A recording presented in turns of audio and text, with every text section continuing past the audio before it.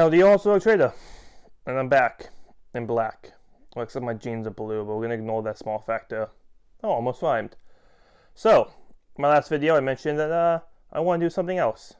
So I've done a lot of catching recently. I've done some Cadians. I'm kind of tired of that. I want to try to do something else when I'm burning myself out.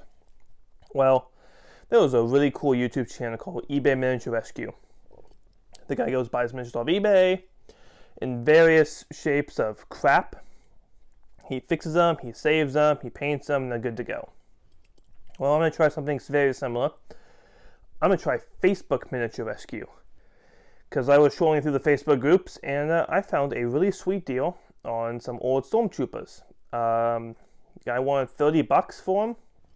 I told him, hey man, I'll take the deal, but FYI, those are worth at least $3. And, if you pull them out, he's like, don't care, I just need while I'm gone. And I said, done. Went away. Well, I happened to live the next town over. Drove 10 minutes to go see him. Went there, got them, came back, and, they're here now. So, let's take a look, and let's go do a Facebook Miniature Rescue? I don't know. We'll work on that later.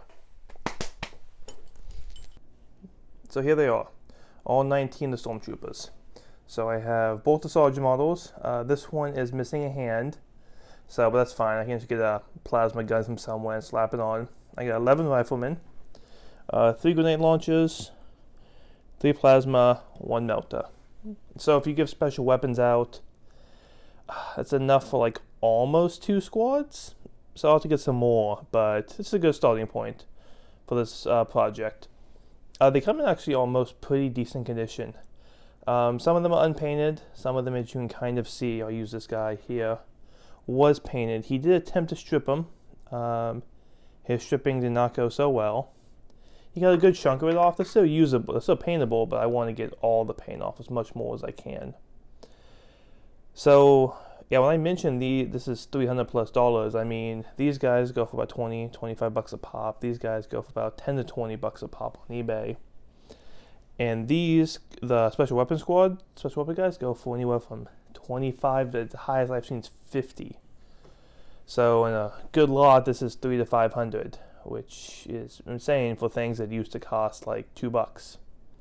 But that's not important. Also, I'm going to clip off the tails on the bottom here, and I will be using these Necromunda bases. I just want to try something different, something neat, something I haven't done before. So yeah, let's toss these in some alcohol, get them finished up, and get them started.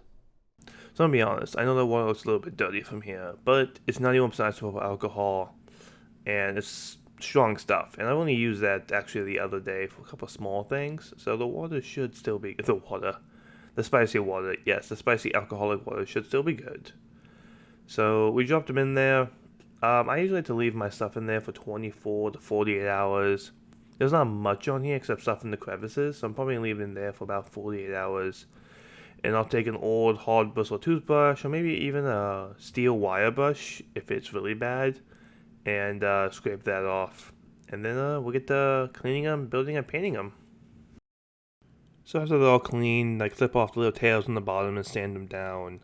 We do this so we can prep to pin them, because as you can see, these bases aren't slotted. So we gotta drill and pin.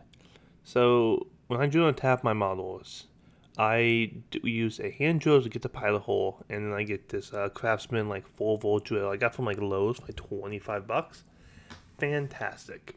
And the reason I use that to do the main drilling is because it saves my hand. If you've ever tried to sit there and hand drill 20 pewter miniatures to pin them, it's a lot of work, and it's no fun. And after a while, your hands start to cramp up. So I do this in a way to basically save my hand. Well, I am a true worshiper of the Blood God. Some blood for the Blood God and skulls for the Skull Throne. I ended up having a drill slip and cut my finger open a little bit.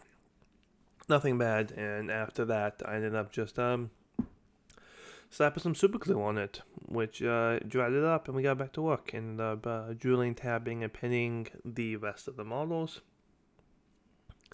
Got all 18 knocked out. I ended up losing one. I lost the sergeant. I don't know where he went, but we'll find him eventually. He can't go far. After that, we primed and painted.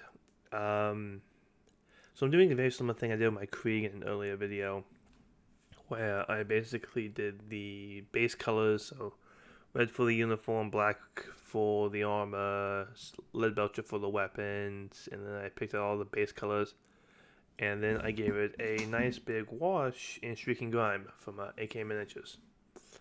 A lot of people like to paint the whole model and then add the Streaking Grime.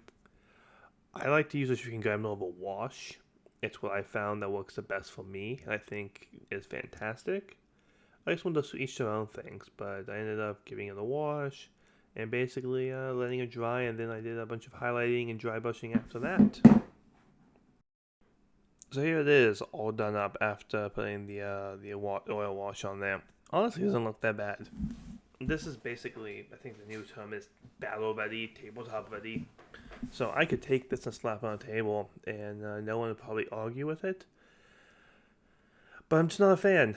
I want to do a little bit more. Not too much, just enough to basically add that extra pop. So I'm going to go do some dry brushing, work on the base some, and then try a couple of the small things, just to get the extra layer of pop. Alright, so I was looking at these today, and they're getting close to completion. They're looking good. I just got to pick out a couple of more small details, and I got to do the bases, like the plasma and the power weapon.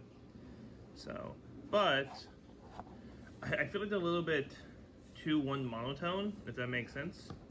I want the bases to pop a little bit more. So, I did something. That looks bad. First of all, that looks bad. I know. It was the first test. I'm still trying to figure out how I'm going to do it.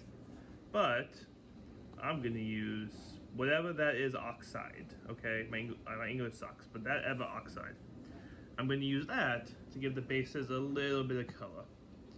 So I messed up this one, but I know what I need to do now. So let's go fix my mistake and repeat this 19 more times. So I ended up basically going through and doing about 5 or 6 more test bases before I knocked these out. Ended up finding some techniques that work for me. I also watched way too much YouTube, which I don't know if it's a bad thing, but I spent hours and hours just combing through the internet, looking at how to do bases, different techniques, and I found a lot more things to try, but I settled on this for now. I did a thing. Here they are, all done. In the Splendid Glory. All 18 of them. I started with 19, and I happen to have lost one along the way, and I can't find it. I lost the one with the plasma pistol and the bolter. Probably the other lieutenant or sergeant. But yeah, no, I got 18 done, and I am proud of them. So yeah, let's take a closer look. So here they are on the Splendid Glory. I'm not cool. I don't have the automatic electric one that spins and have cool music in the background, so you can just use my hands slightly out of frame. But overall, these came out good. I did the 3 most important things in this hobby: learned something, had some fun, and practice some new things. So thank you for watching if you made it to the end, and I will see you all on the flip side. Till then, stay safe and have a good one. Peace.